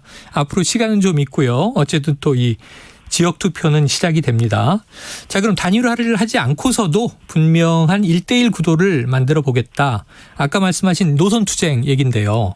그동안 이게 무조건 반명 아니냐 그러다 보니까 친명이냐 반명이냐 이게 개파 논쟁으로 자꾸 얘기가 돼서 조금 전에는 낡은 노선과 혁신 노선으로 대비하셨단 말이죠. 어떻게 보여주실 건가요? 저는 친명 반명 할 개파도 없습니다. 그래서 박용진이 박용진 개 없습니까? 네, 박용진이 이재명 후보를 비판하는 건 제가 분명히 말씀드립니다만 이재명 후보의 사법 리스크, 이재명 후보의 사생활 관련 논란 혹은 사적인 이런 문제를 제기하겠다는 게 아니라 우리 당이 어디로 나가야 되는지에 대한 노선 투쟁을 하겠다는 말씀이고요. 사당화 노선이냐, 네. 아니면 선당후사 노선이냐, 그리고 남탓 노선이냐, 박용진의 혁신 노선이냐, 이 노선을 분명히 하겠다는 말씀을 다시 한번 드립니다. 네. 특히나 지난 계양을 공천을 둘러싼 이 셀프 공천과 사당화 논란이 반성을 하고 이런 일이 다시 벌어지지 않도록 하겠다고 하는 것이 아니라 아니 이게 당원들의 마음 아니냐, 민주당의 주요 간부들 혹은 심지어 가장 최측근 전략 담당을 했었던 강훈식 의원조차도 그 반대했다고 하는 개항을 출마를 강행하고 네. 셀프 공천을 하면서 자신의 지지층들이 바라던 것만 얘기하신 거 아닙니까? 네. 그리고 그 결과도 승리가 아니라 전국적 패배를 가져오는 결정적인 그 계기가 됐던 것 아닙니까? 근데 여기에 반성도 하지 않고 이렇게 얘기하시면 앞으로도 그 고문들이 반대하고 주위 의원들이 반대하고 동료들이 반대해도 자신의 지지층만 찬성하고 좋아하면 그런 사당화 논란이 벌어질 수 있는 다양한 그런 논란들, 결정들 밀어붙이겠다는 것 아닙니까? 이게 되게 심각한 문제라고 저는 봅니다. 네. 이런 노선을 분명히 해서 다시는 민주당 안에서 사당화 논란이 벌어지지 않도록 하고 개인의 정치적 이익과 이해를 앞세워서 공적 판단을 흐리게 하는 이런 일은 없어야 된다는 것이 박용진의 선당우사 노선입니다. 이런 부분을 분명히 할 텐데요. 혹시라도 이게 왜 이렇게 싸우나 이런 인식 보시지 말고 당의 미래를 위한 정말 훌륭한 노선 투쟁이 벌어지고 있구나, 노선 논쟁이구나 이렇게 기대해 주시면 고맙겠습니다. 네, 아유, 여쭤보고 싶은 게 너무 많이 떠오르는데 시간이 이제 제한이 돼서 하나 더 여쭤보겠습니다. 오늘 마침 안희정 전 충남도지사가 출소를 했어요. 김경수 전 지사도 특별 사면 되는 거 아니냐 이런 얘기도 나오고 두 분 다 이제 민주당의 대선 주자들로 꼽혔기 때문에 당의 구심점 역할을 하는 것이냐, 친문 결집이 또 이루어지느냐 이런 얘기도 나오던데 혹시 어떻게 좀 보고 계십니까? 제 코가 석져라. 지금 네. 이분들의 이후의 행보에 네, 대해서 가늠해 보기가 어렵고요. 네. 예, 그리고 전당대회 승리한 뒤에 당 대표로서 네. 여러 가지 고민과 고려를 하도록 하겠습니다. 그래요. 8월 후반 이후 또 인터뷰할 기회가 어떻게 만들어질지 궁금해지는 상황입니다. 자, 끝으로 짧게 방송 듣고 계신 청취자분들에게 각오 한 말씀 주시죠. 박용진이 보여줬던 그 성과 있는 정치, 그리고 소신 있는 정치, 그리고 확장성 있는 정치, 이것은 다 김대중 대통령의 민심, 노무현 대통령의 상식, 문재인 대통령의 포용, 인심과 상식과 포용을 통해서 도덕적이고 정치적으로 떳떳한 민주당, 그리고 우리 진보 유권자들은 자랑스러워하고 보수적인 유권자들도 박수를 보낼 수 있는 그런 민주당을 만드는데 가장 적합한 당대표 후보라고 하는 걸 보여주는 것이라고 생각합니다. 네. 앞으로도 그렇게 하겠습니다. 꼭 좀 지지해 주십시오. 알겠습니다. 윤석열 정부 정책도 여쭤봐야 되는데 이건 뭐 이제 전당대회 결과 여부와 상관없이 민생 이슈 많이 다루시니까 다음에 또 고견을 듣도록 하죠.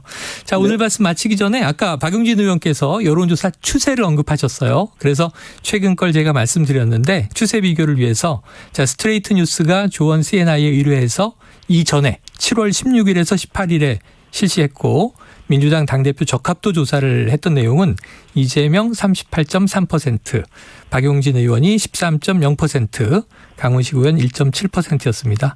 이재명 후보도 조금 올랐고 박용진 후보가 이제 더 많이 올랐고 그 얘기를 아까 짚어주셔서 언급을 드리고요. 자세한 내용은 중앙선거 여론조사 심의 홈페이지를 참조하시면 됩니다. 자, 후보님 오늘 고맙습니다. 네, 감사합니다. 예, 지금까지 박용진 더불어민주당 후보, 당대표 후보이자 의원이었습니다. 최영일의 시사본부는 여러분과 함께합니다. 짧은 문자 50원, 긴 문자 100원이 드는 샵 9730, 라디오 어플 콩과 유튜브는 무료로 참여하실 수 있습니다.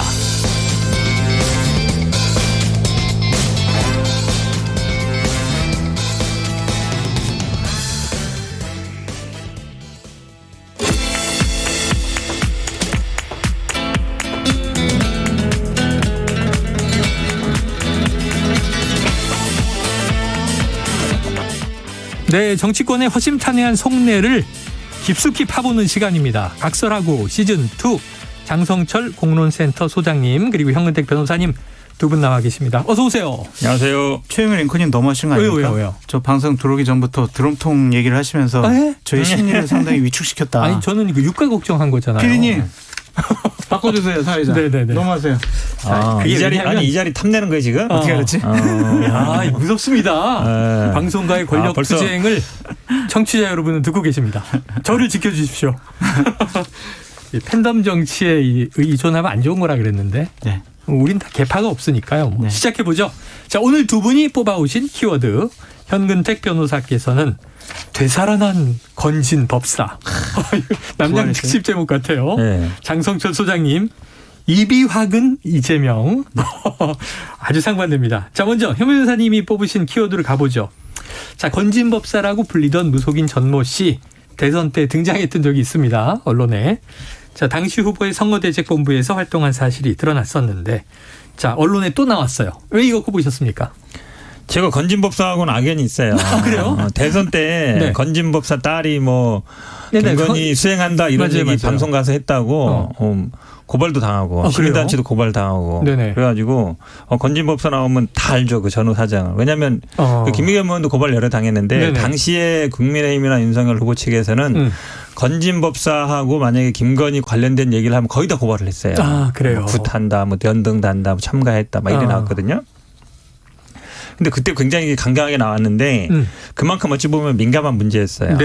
저도 그래서 계속 그 다음에 이제 언론 계속 나왔는데 건진법사뿐만 아니라 건진법사 뭐 처남이 뭐 윤석열 수행한다는 보도도 있었고 네네. 딸이 또 SNS 관리한다는 보도도 있었고 네네네. 또 아들도 뭐 캠프에서 일한다는 보도 있었거든요. 그런데 이게 당시에는 아마 이 나올 때마다 이제 굉장히 이제 고발로 대응을 했단 말이에요. 강력 조치 법적 대응을 했는데 당시에 아마 확실하게 끊지 못한 것 같아요. 확실하게 끊어내지 못한 거예요. 끊어냈으면 지금 같은 일은 벌어지지 않았을 거예요. 근데 지금 같은 일이라는 게 한마디로 얘기하면 공무원들이 힘써준다는 얘기잖아요. 대통령하고 부인하고 친하다. 지금 뭐 세무조사 무마라든지 아니면은 뭐 심지어 이제 정치인들한테 공천 얘기도 나오는 거거든요. 그러니까 대통령하고 친한 사람들한테 할 수 있는 게 그런 공무원들이 뭐 세무조사 무마라든지 아니면 나중에 공천을 힘쓴다는 거는 누구나 다 예상할 수 있는 일이에요. 청탁이잖아요. 청탁. 그렇죠. 그런데 지금 오히려 이상한 게 대기업한테 주의보를 내린다는 거잖아요. 네네네. 오히려 이상하죠. 왜냐하면 이게 만약에 공무원 뭐 세무조사 무마 이런 법적으로 뭐냐면 특가법상 알선수재나 변호사법 위반이 돼요. 공무원 일 하는 일에 대해서 하는 거니까. 근데 이런 거는요. 요구 약속만 해도 죄가 돼요.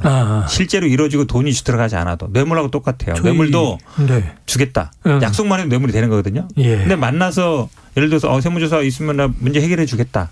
라고만 해도 죄가 돼요.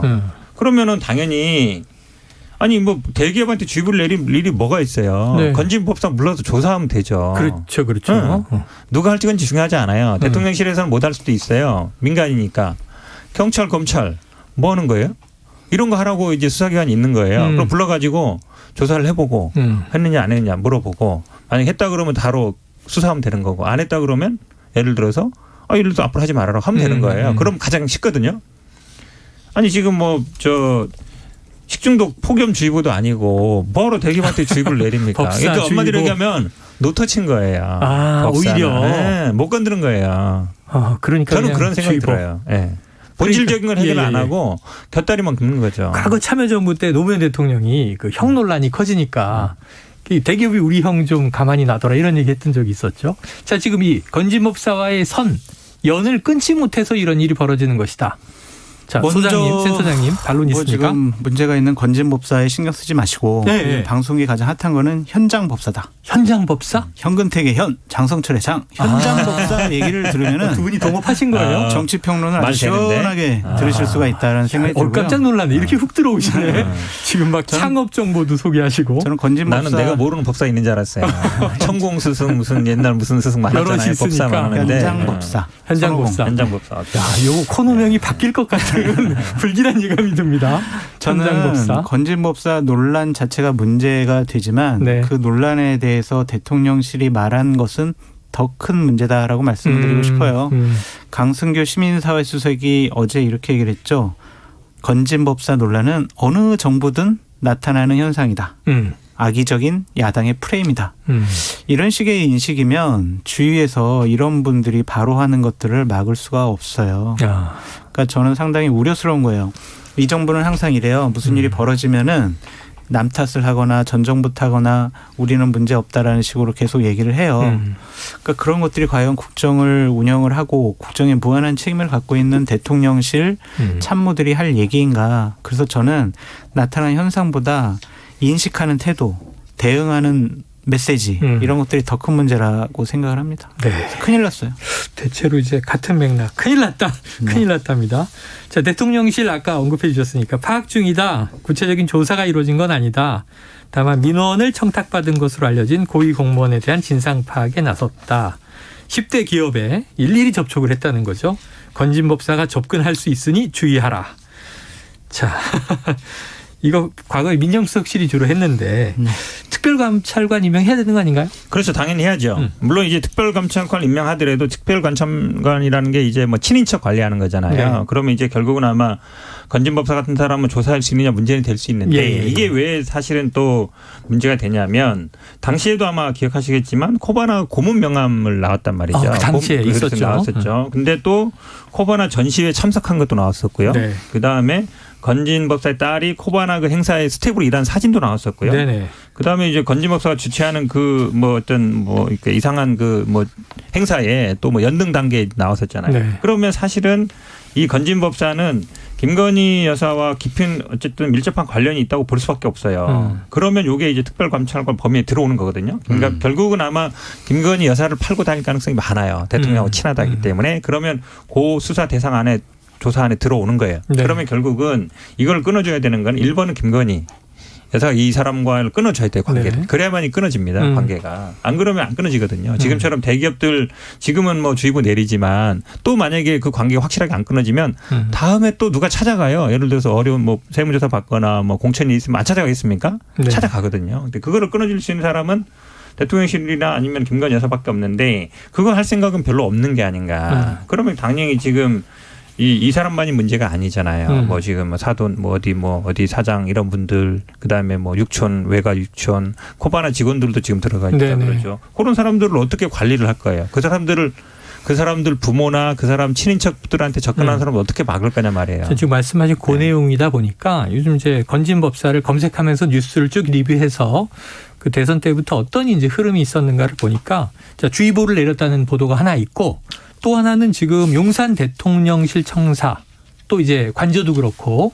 리모델링 작업에 이제 참여한 업체 몇몇이 문제가 되고 있잖아요. 이 중에 이제 청사의 설계 감리를 맡았던 희림종합건축사 사무소 이 건진법사와 관련된 사회복지재단에 거액을 출연했다. 그럼 이것도 이제 김건희 여사와 관련이 있는가 하는 의혹으로 연결이 되는데 장 소장님 왜 이렇게 좀 의혹이 자꾸 터져요?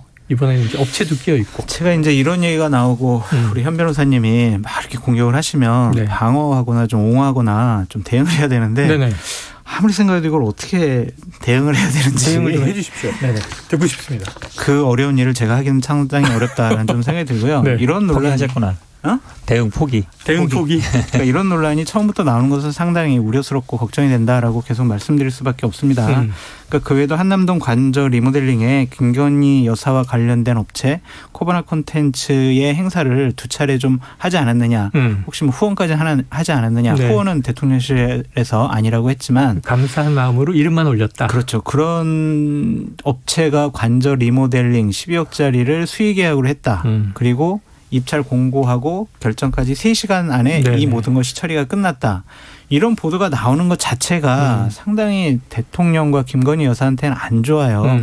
왜 처음부터 이런 일이 발생을 할까? 동시다발적으로 터지잖아요. 네네네. 김건희 여사의 국민대 논문 표절도 아이고. 별거 아니다. 네.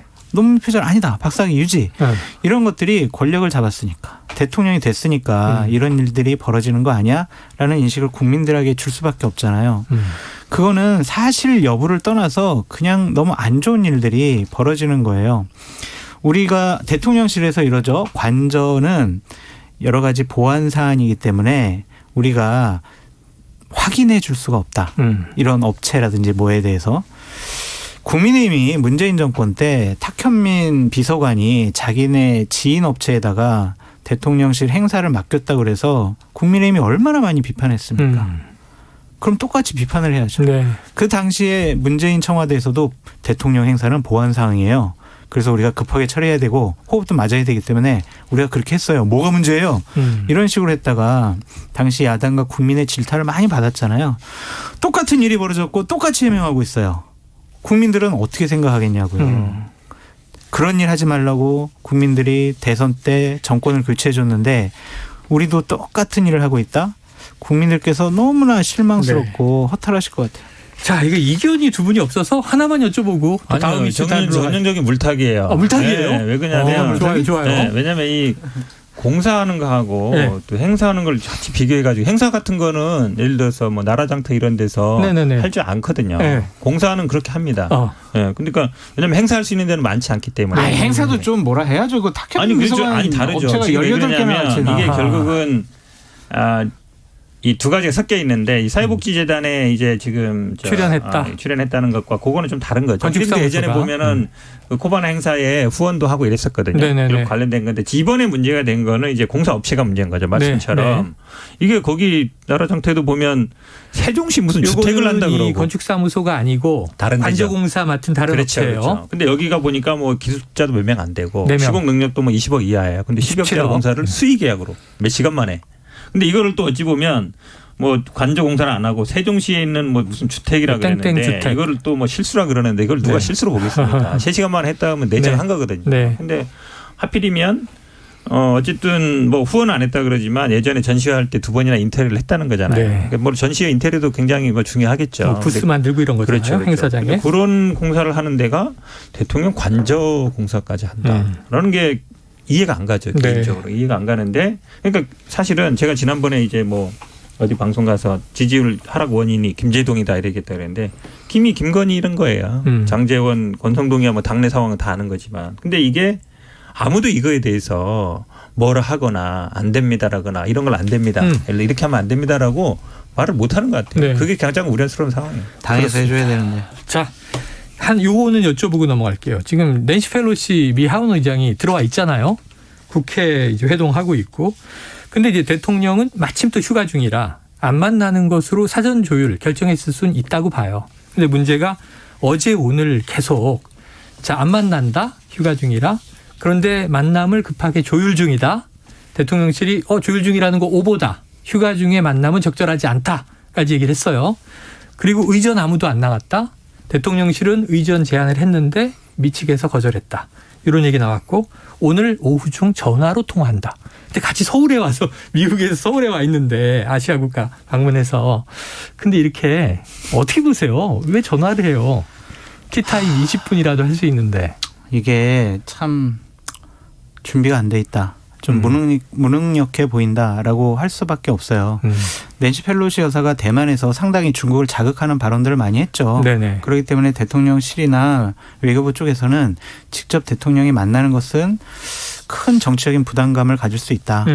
중국과의 외교적인 문제에 있어서 큰 마찰이 일어날 수 있다. 그런 판단 때문에 안 만난다라고 한 거는 같은데 그것도 너무 좀 터프하다라고 말씀드릴 수밖에 없어요. 그러니까 예를 들면은 공항에 오는데 영접을 아무도 안 나갔잖아요. 이거는 정말 대단히 큰 결례가 아니냐라는 좀 생각도 들고 우리가 안 만난다라는 것 관련해서 되게 오락가락 한 5차례 했잖아요. 그런 메시지가 미국 측에서는 어떻게 받아들일까요? 한미동맹을 강화하겠습니다라고 대통령께서 한 줄짜리 공약을 내세워서 많은 분들이 그래 문재인 정권 너무 친중 정권이었지 한미동맹 복원해야 돼라고 한 것에 많이 환호를 했었거든요. 근데 지금 나타나는 모습은 중국을 너무 눈치 보는 것이 아니냐라는 그런 생각이 들고 왜 오락가락하냐. 나토 방문에 대해서 많은 분들이 많은 언론에서 중국을 자극할 수 있어요. 가지 마세요. 라고 했는데 갔잖아요. 서구 사회, 자유민주주의 사회와 한미동맹 강화시키기 위해서 갔잖아요. 그런데 지금 보이는 모습은 또 그것과는 궤를 달리해요. 그러니까 외교가 이게 너무 갈팡질팡하는 것이 아니냐라는 생각이 들어요. 미국을 이해시켜야죠. 우리 중국 눈치도 좀 봐야 되니까 좀 너희들 이해해주고 중국 우리 낸시 와도 이렇게 공식적으로 안 만났으니까 한번 쉬고 가자. 너희들 우리 또 너무 뭐라고 하지 마. 그러려면 미국 측과 정말 긴밀한 조율이 필요했었는데 이것은 드러내놓고 엉망진창인 모습을 보여서 상당히 좀 저 스스로 역할이 바뀌어 있어요. 동의하십니까? 당황스럽습니다. 물타기입니까? 할 말 없는 거예요. 마찬가지죠. 뭐 사실은 근데 우리 장 소장님 좀 이해가 안 가는 게 그렇게 뭐 문재인 정부 뭐 친중 정부고 뭐 눈치 본다 이러더니 사실은 저는 그냥 좀 믿으세요. 대통령실에서 얘기하는 얘기를. 휴가 때문에 못 만난대잖아요. 휴가 가서. 한미동맹 대학로 가서 연극도 보고 뭐 소주도 한잔 할 시간은 있는데. 연극도 중요하다. 그것도 중요하죠. 연극도 중요하다. 그런 분들이 안타까운 거예요. 네. 뭐냐면 휴가 때 영국 보실 수 있는데 낸시 펠로시가 왔는데 아무도 우리는 안 나가고 대통령은 영국 보러 가서 그 영국인들하고 술 한잔 하시는 거 좋아요. 네. 소통하는 모습 좋은데 그런 사진을 공식적으로 풀하는 정무적인 판단. 네. 그것들이 저는 이해가 안 간다는 거예요. 알겠습니다. 감시라는 얘기 했는데 또 아니 홍보 차원에서 직접적으로 안 하면 되죠. 네. 그러니까 대통령실에서 제공했다고 써요. 그러니까 그런 제공을 안 해야 된다. 자, 넘어가 보겠습니다. 너무 신났네 진짜. 장성철 소장님 지난번에 오셨을 때 사법 리스크를 꼽아 오셨어요. 네. 누구를 이제 타겟으로 한 건지 다 아실 거고. 네. 자, 오늘은 아예 노골적으로 이비확은 이재명 이렇게 뽑아 오셨는데 먼저 육성을 좀 듣고 이야기를 바로 이어가 보겠습니다. 오늘 제가 무지하게 표현을 조심하고 있습니다. 재밌자고 얘기를 조금만 삐끗하면 그걸 가지고 침소봉대를 해가지고 재미있으라고 좀 하는 이제 그런 좀 과장된 표현 이런 것들이 문제가 자꾸 되고 있어서 앞으로는 좀 더 신중하도록 하겠습니다. 네, 저소득층이 주로 국민의힘을 지지한다. 또 무당의 나라, 의원 욕하는 플랫폼 이런 최근 이제 설화들에 대해서 재미있자고 한 이야기인데 하고 강조하면서 하지만 앞으로는 신중하겠다 이렇게 얘기했어요. 꼽으신 이유가 있겠죠? 듣는 사람들은 재미없고 본인의 정치 생명력에 대해서 위협적으로 느낀다라고. 언론에서는 이렇게 많이 얘기하는데 재미없는 거예요? 재미없잖아요. 아, 그런가? 재밌어요. 아니 네. 당사자들 듣는 사람들은 반 이재명 파들은 다음번에 나 공천에서 날아가겠구나. 나의 정치 생명은 끝날 수도 있겠다라는 위기감을 느낄 수밖에 없다라는 생각이 듭니다. 민주당 내의 반면 그룹이. 그렇죠. 그러니까 이재명 후보가 당대표 될 것 같아요. 하지만 그분의 그 눈은 2027년 대선을 향해 있잖아요. 대통령이 되겠다고 하는 분입니다. 그런 분이 말을 너무 가볍게 하거나 다른 사람에게 상처를 주거나 민주당의 개혁과 혁신 이러한 것이 아니라 그냥 욕설 플랫폼을 만들겠다라는 그러한 가벼운 말은 결코 본인에게도 도움이 되질 않습니다. 그것을 바로 우리는 설화 리스크라고 하죠. 네. 본인도 느꼈으니까 앞으로 발언을 조심하고 신중하겠다라고 한 거 아니겠습니까? 세간에서는 이러더라고요. 윤석열 정권이 상당히 좀 국민에게 지지율이 좀 안 받고 낮아지고 있으니 이재명 후보가 제발 가만히만 있어도 민주당 지지율은 더 올라갈 건데 스스로 점수를 까먹고 있다. 이런 얘기를 많이 하더라고요. 그래서 저는 당대표에 대한 무게감 그리고 다음번 대선 후보라는 그 막중한 국민적인 지지와 인식에 대한 자리에 대한 무게감을 좀 느끼셔서 말을 좀 신중하게 하시라라고 말씀드립니다. 요건 두 분의 의견이 갈릴 것 같아요. 아니 말을 신중하게 해야 되는 거 맞아요. 말을 신중하게 해야죠. 특히 이제 의원 욕하는 플랫폼 요 부분은 제가 보기에 당내에서도 이제 논란의 여지가 잘못된 있다. 발언이 있고 본인도 제가 보기에 이 부분은 이제 사과한 것 같은데. 네. 근데 이제 저소득층이 국민의힘을 지지하느냐 이거는 저는 어느 정도 이제 맞는 얘기다고 봅니다. 왜 그러냐면 우리가 뭐 종부세 뭐 세금 폭탄 얘기하고 이번에도 보면 종부세 수천만 원 깎아주잖아요. 수억까지 가는데 뭐 소득세는 기껏해야 몇십만 원이잖아요.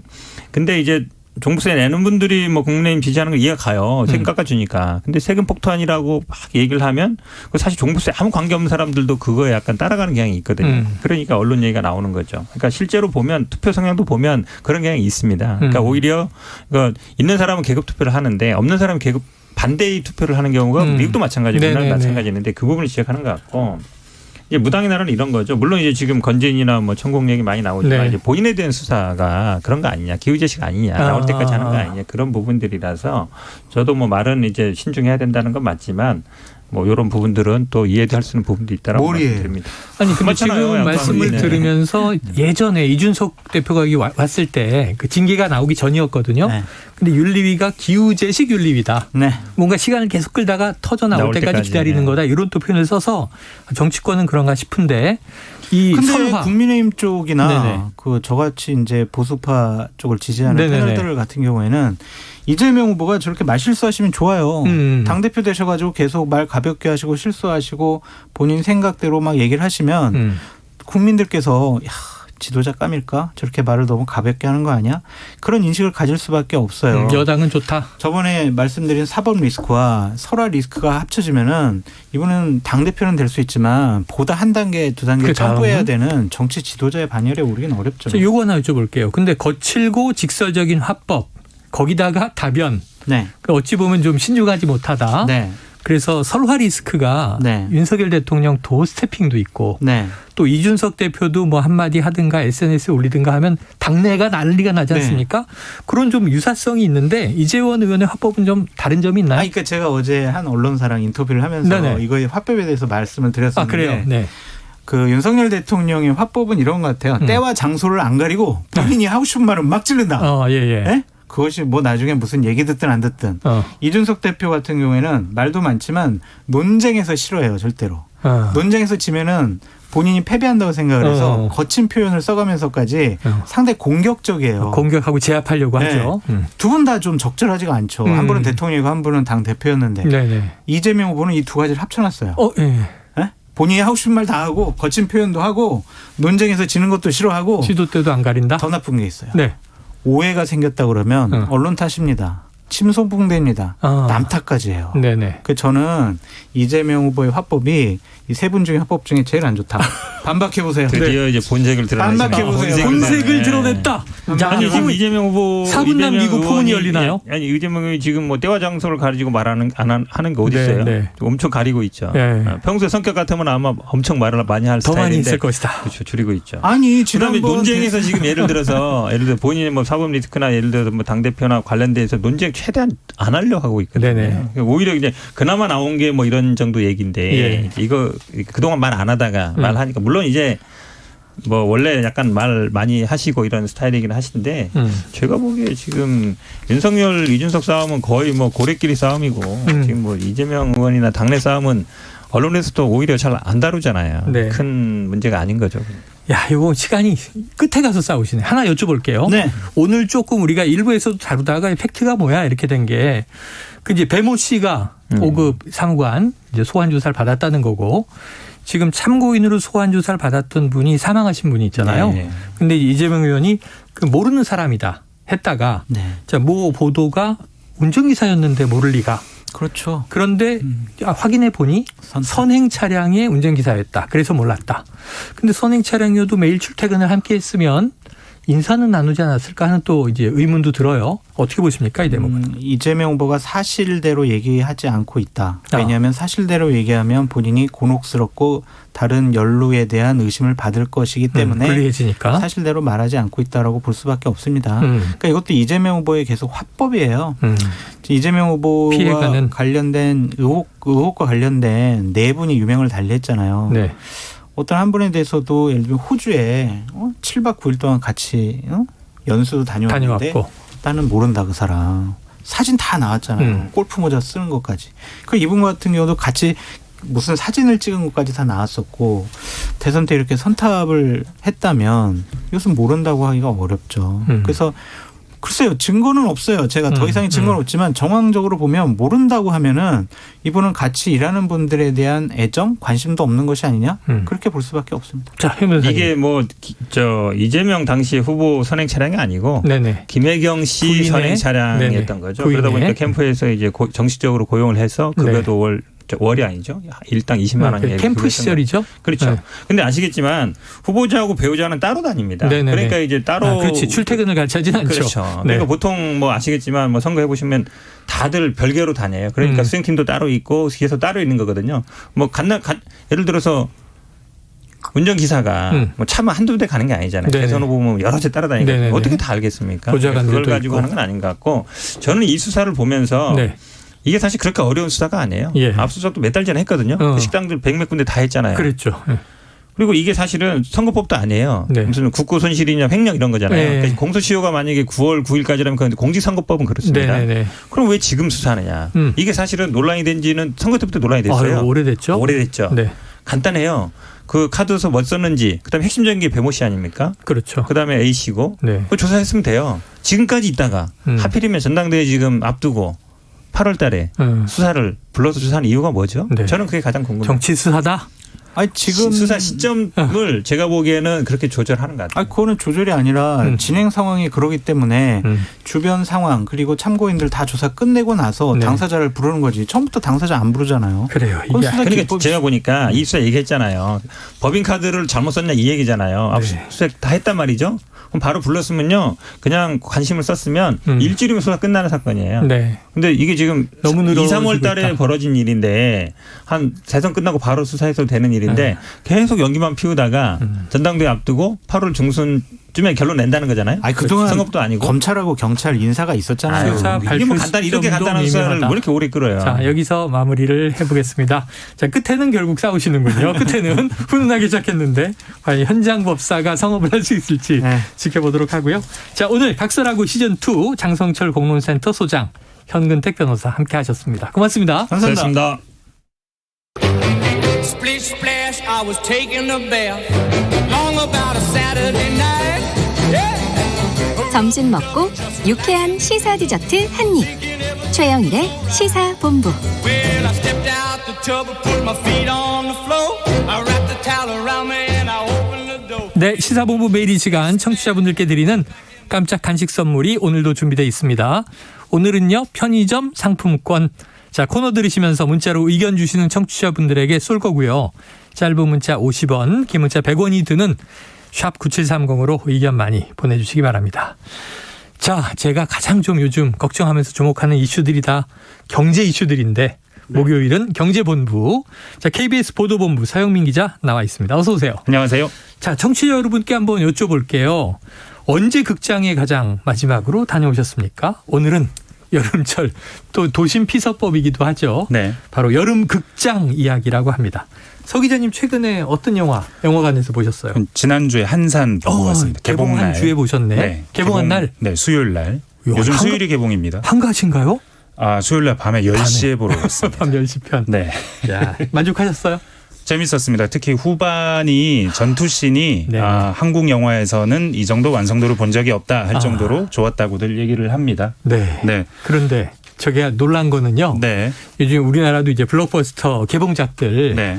뭐 헐리우드 못지 않잖아요. 네, 맞습니다. 그래서 이 제작비, 그래서 이른바 이 빅4 이렇게 불리는 네. 영화 4편이 매주 개봉되어 있는 상황이에요. 제가 사실은 이걸 가지고 기사를 하나 썼거든요. 그래서 그거 좀 얘기해 주세요. 사실은 뭐예요? 기사 앞에 저는 나름 심혈을 기울여서 뭐 시작하는 문장을 이렇게 썼어요. 네. 지난 2년 바이러스가 점령했고 마치 외계인에 점령당한 듯 극장은 2년 내내 한산했다.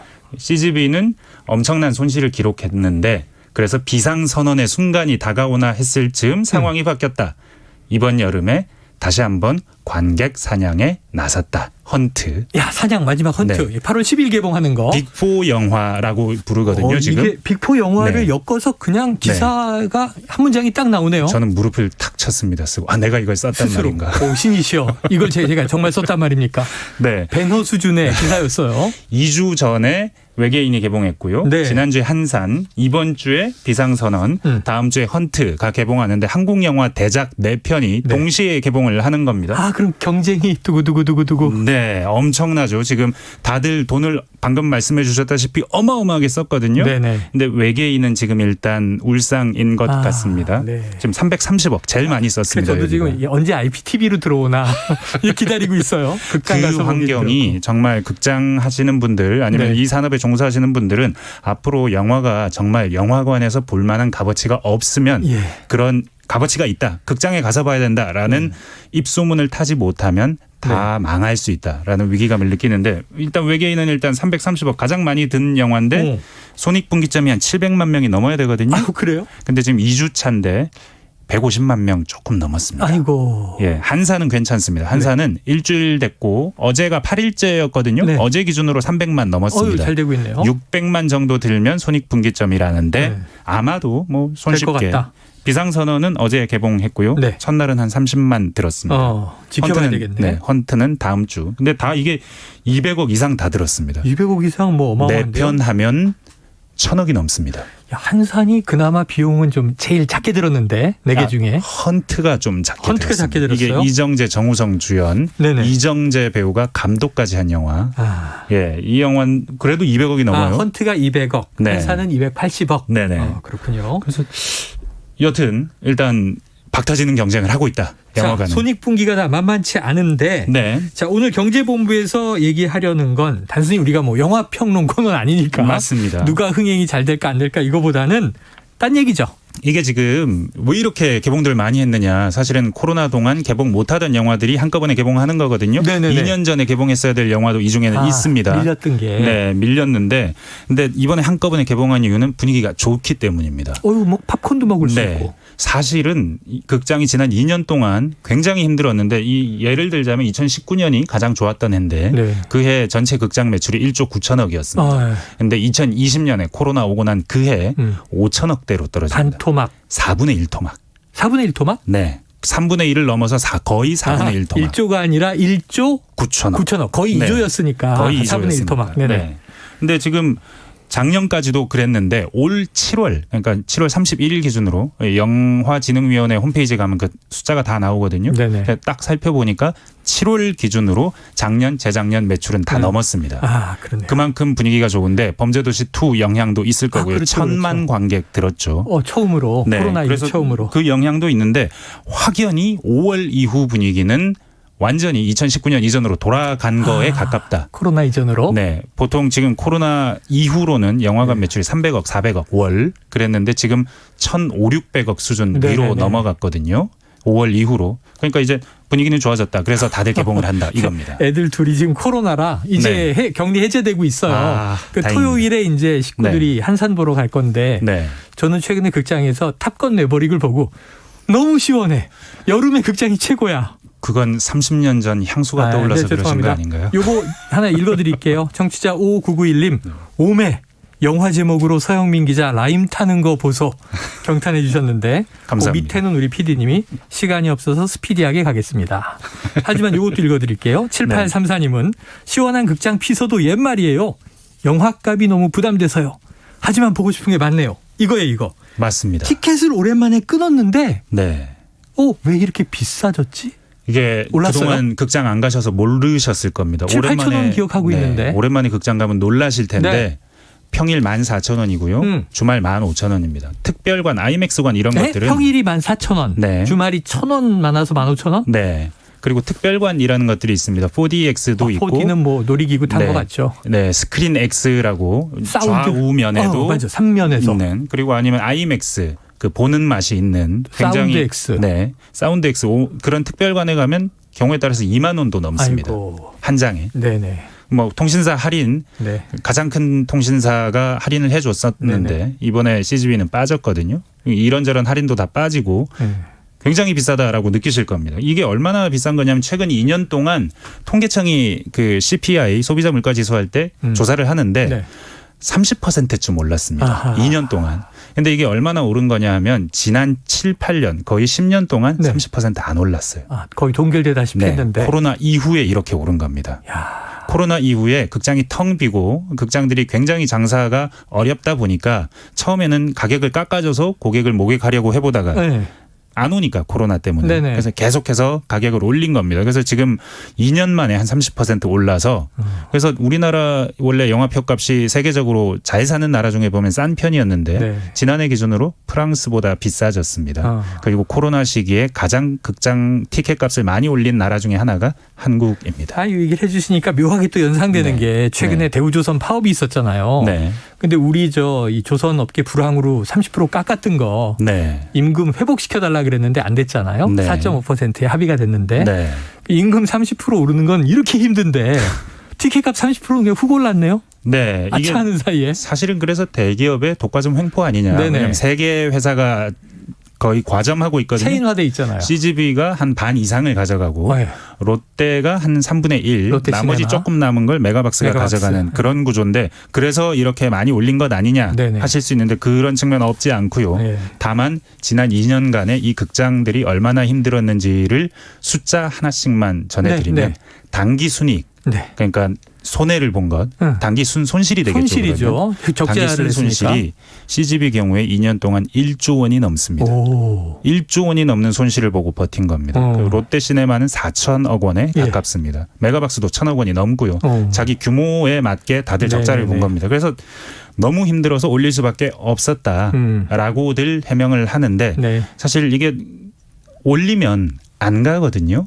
지금부터 여름 극장 시즌이 돌아와서 사람들이 극장으로 돌아갔는데 이제 오랜만에 갔으니까 다들 보겠죠. 그렇죠. 보는데 이 극장이 내가 극장에 가서 집에서 OTT로 보는 것 넘어서는 효용이 있다. 네네네. 아 재밌다. 역시 극장에 오니까 좋다. 네. 시원하고 재미있고 스펙터클하다라는 평가를 받는 작품이 계속 나오고 극장이 좋다라는 입소문이 난다면 모르겠지만 그렇지 않다면 굉장히 힘든 여름이 잠깐 왔다가 다시 영화계가 빙하기로 갈 수도 있다. 네. 요금 때문에. 왜냐하면 그 관객들이 요금에 굉장히 민감할 수 있습니다. 이건 앞으로 벌어질 일이 어떤 방향일지는 모르는 일이거든요. 올 여름을 지켜보고 네.